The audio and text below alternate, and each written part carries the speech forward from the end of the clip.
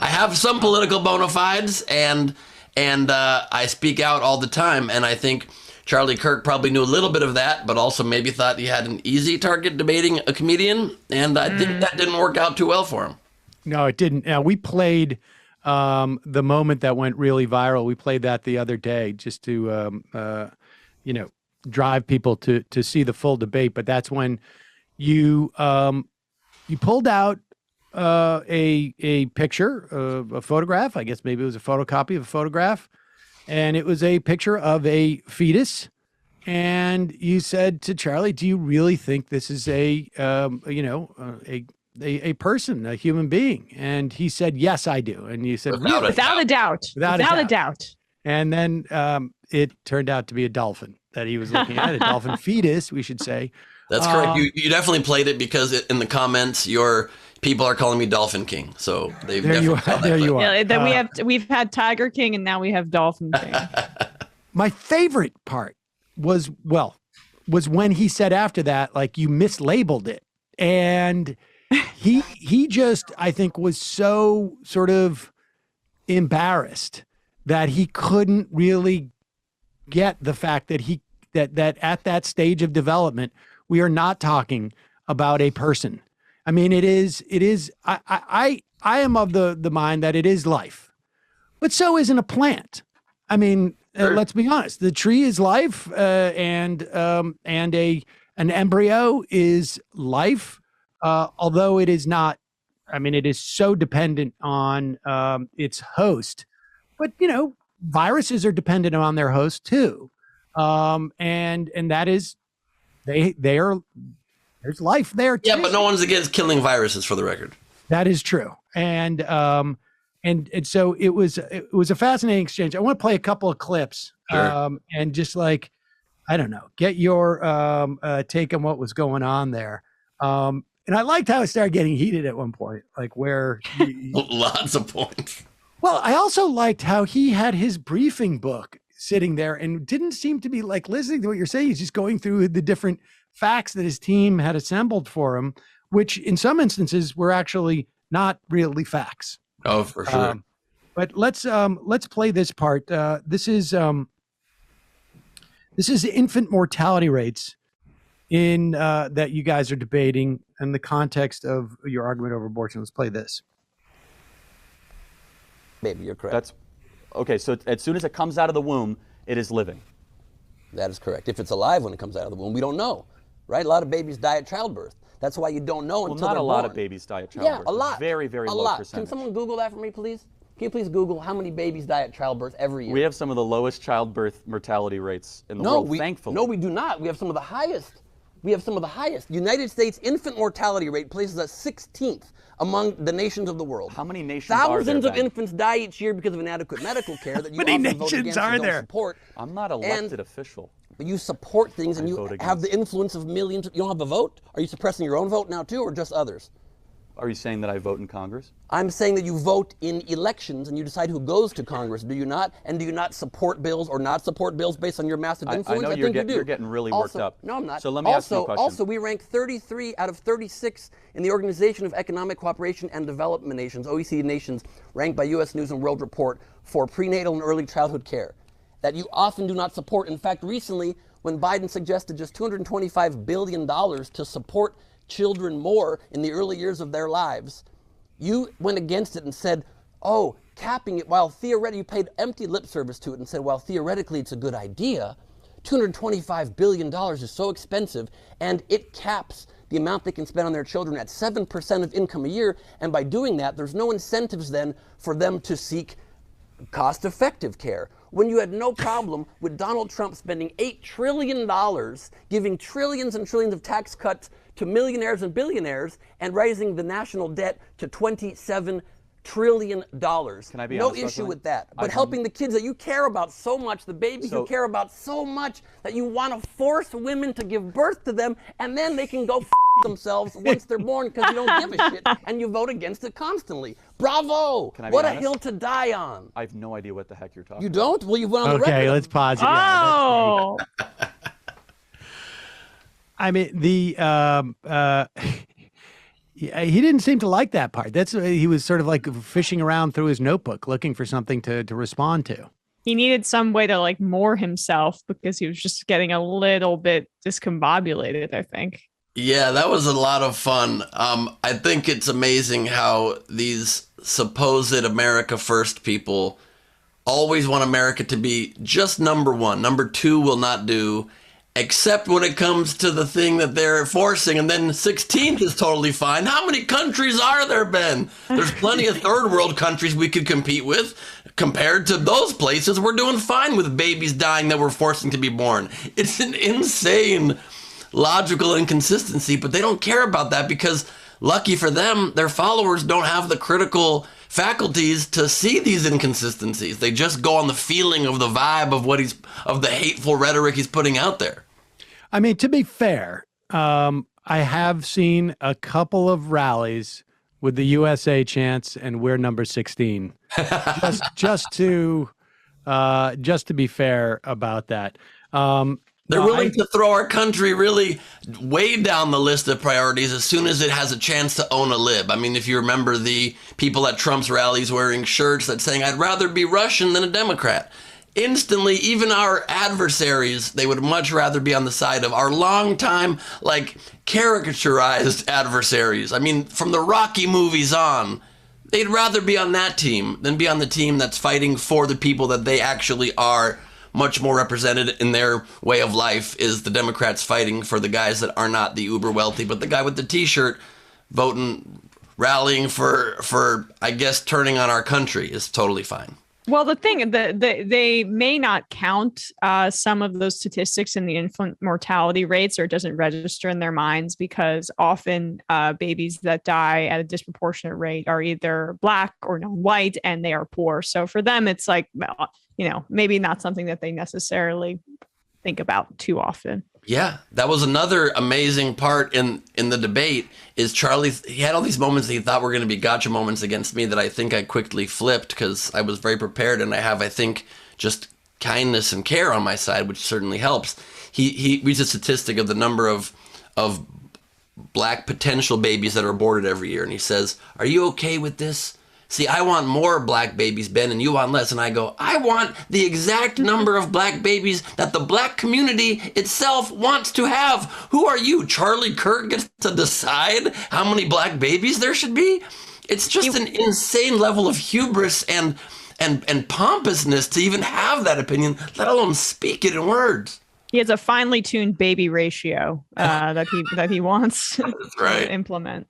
Well, that moment struck me too, because I think, I'm curious as to what you thought that Charlie Kirk, and look, I participate in debates like this, and they're rarely, well, maybe never. I mean, these type of debates, never about convincing the other person, right? It is about how you want your audience and the person you're debating's audience, what you want to achieve with those people. And certainly from Charlie Kirk's perspective, the idea of being able to say to his people, you're not only right in your feelings about abortion, but you're actually anti-racist by being anti-abortion. I mean, that is something that really, it's like almost like a currency for the people who look at Charlie Kirk. Like any opportunity for me to say, like, I'm protecting Black people in some way has some value. What else do you think his agenda was in this? Like, were there moments where you're debating where he's like, okay, yeah, this is a meme, this is a narrative that he wants people to walk away with? I think that he just wanted an opportunity, and maybe that's his goal with the whole debate series he's doing, is just to have a chance to reinforce the exact talking points that he's been feeding people for a long time. And I think, I don't want to call myself what he thought would be an easy target. He's offered a lot of people. He offered famously Eric Swalwell to do this same debate, and instead of replying to the DM that Kirk slid into, Swalwell blasted the DM and said, "I won't go debate an insurrectionist who makes my kids unsafe by voting against school shooting laws to protect our kids. I instead, he got the exact same copied and pasted DM, and I said yes and said it to his face and even called him out on being an insurrectionist at the end. I'll play that. Yo, great. I think that he, and by the way, that's a clip that he certainly cut out of his broadcast of it, but I just think he wanted a chance to own me in front of his people, and he didn't know what to do when that wasn't the case. I take it very seriously because I'm going there speaking on behalf of women, which I've not been sanctioned to do, so I at least wanted to do them proud as I could. So I studied very hard for this. I met with Neril. I was advised by a friend at Planned Parenthood. I wanted to make sure that I really knew what I was talking about when I went in there and was at least presenting the opinions that I think would make these groups that this issue affects most proud. And I don't think he expected it. I think it's very clear, like you said with his notebook, that he just constantly wanted to move on to his next talking point, because for another example, in addition to wanting to dictate for the black community what they do, he never ever speaks about the mother. He never speaks about the effect on the human being that is then being forced to bring this child into the world and then raise it for 18 plus years. And so I said, look how you never focus on the mother. You clearly don't care at all about the mother. And he literally goes, oh, I do. I care about the mother so much that I want to talk about this. And then changed topics to adoption and didn't say a word about the mother. Literally, almost like rotely in his brain, when just kind of spewing out in between words, he showed his lack of care. He's I care so much. Let's change topics. He may have been a little bit cocky. Oh, go ahead, Matt. He said, I care so much that we support cops, the border, and charter schools. Yes. That's his big plan. This is a little bit off topic, but you mentioned he cut something out of his broadcast when we're going to play that clip. What were the terms? Were you able to go in and say, I'm not doing this unless I get my own live feed? Is that it? Oh, yes. I negotiated this pretty heavily before I went in there because I'm pretty familiar with, what they can do and what his plan might be with multiple cameras to edit it and make me look bad. So I negotiated that they could not cut any content out. They could just trim a little bit of fat for time, which they didn't even do because I didn't give them any fat. I had final cut approval before they released it, and I was able to bring my own camera and shoot it and had the right to release my own footage. Oh, smart. As well. Nice. So I was able to make sure that they weren't able to mess with me at all.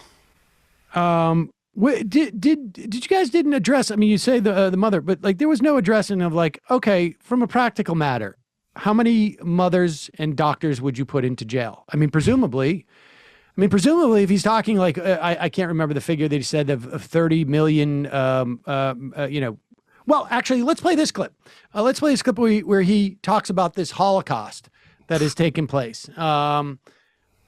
This, again, is another one of those things where his supporters can feel like they are, it's a never forget moment for them. They're going to remember the Holocaust. They're just going to remember the other Holocaust, too, that they have dubbed the Holocaust. But here is Kirk saying. You were in the womb. What does it say in Leviticus about unborn children? Oh, wow. Somebody wrote that I knew you before you're in the room?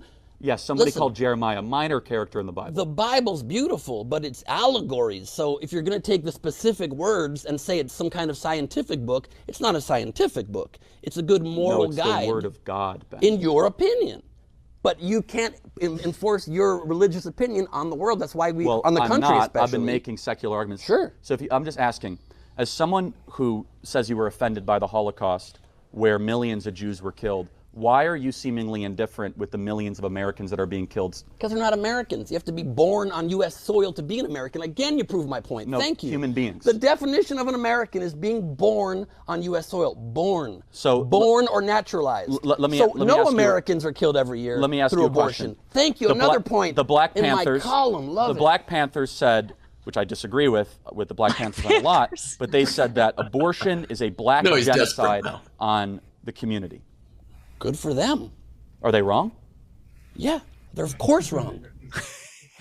I wonder how many times Charlie Kirk cites the Black Panthers as a guiding light for what we should be doing in the context of American politics. You I know, also he's thought, grasping at straws at that point. He's like, listen, a group I disagree with and hate very much, they once said that didn't work. All right. I also think it was pretty interesting that, I mean, it was funny to watch Charlie's face when you were talking about the Bible being an allegory, because, you know, this is, I mean, ultimately it is this is a religious edict, right? I mean, this is, and that is, they attempt to obscure that. Charlie Kirk said himself right there, like, I'm making secular arguments, but we all know at the end of the day, it is because their interpretation of a book that they believe is the word of God is what drives this. And I think they want to obscure that, because I think that is the least effective stance they have for anybody who is not a fundamentalist religious person. I mean, I think that's just the bottom line. Absolutely. And not just that, I then brought up the point, if we're going to be influenced by our religions, the whole point is that you can't, I touched on it there, but we got into it more in depth, is that you can't choose which religion that will be. I'm a Jewish person, and the Jewish religion tends to much more favor in its teachings the wishes of the mother, and that life doesn't begin until the first breath. And then he tried to correct me about what my own religion says, which is amazing. Charlie Kirk knows all the things, all the religions, but it just always shows how there's no consistency, and it doesn't truly actually come, I don't even think, from a religious belief. It's just, that's just the origin of where they get the idea, really. And I called him out on this too. Really, this is just a wedge issue that they use to gain more followers and to keep us separated.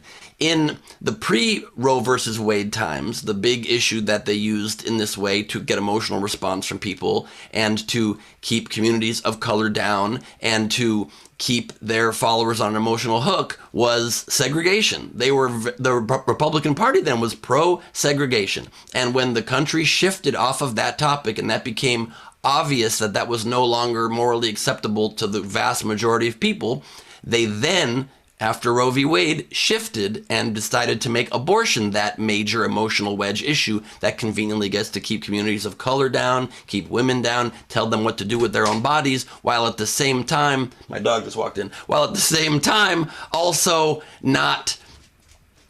just manipulating people into continuing to be latched onto their every word, because that's a great way to play to people's emotions and not actually care about the people. You actually said a minute ago too, he said about how many mothers would he want to be in jail and how many doctors. So that was an interesting point too that he never responded to. And this is the one of the few points I really couldn't pin him down on, because he just kept moving on.